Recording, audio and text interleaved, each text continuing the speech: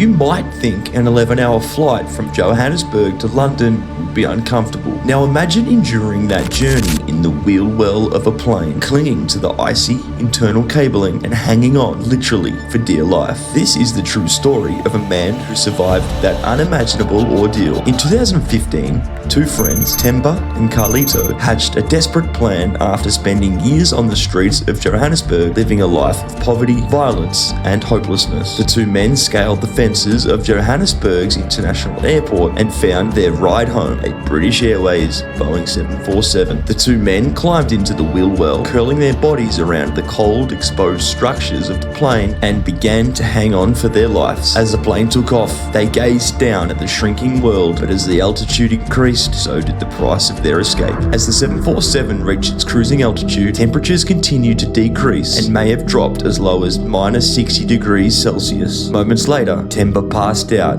from the cold and lack of oxygen. Carlito's body gave up. As the 747 approached London's Heathrow Airport, the landing gear lowered and he plummeted. His body landed on the roof of a suburban home in Richmond. Temba somehow survived the 10 to 20 foot fall from the wheel well onto Heathrow's tarmac. When officials found him, he had a shattered leg and his body was frozen solid. Medical experts believe that this extreme cold may have induced a state of suspended animation, aiding his survival. He was rushed to the hospital where he remained in a coma for 6 months. When Temba recovered, he applied for asylum, recounting the brutal conditions of his homeland and the journey that nearly cost him his life. The British government listened and his claim was accepted. Today, in the city of Liverpool, he lives under a new name, Justin. He has found solace in music, pouring his pain and perseverance into lyrics and rhythm. So next time you're crammed in economy class on a long-haul flight, think back to this. It's not so bad.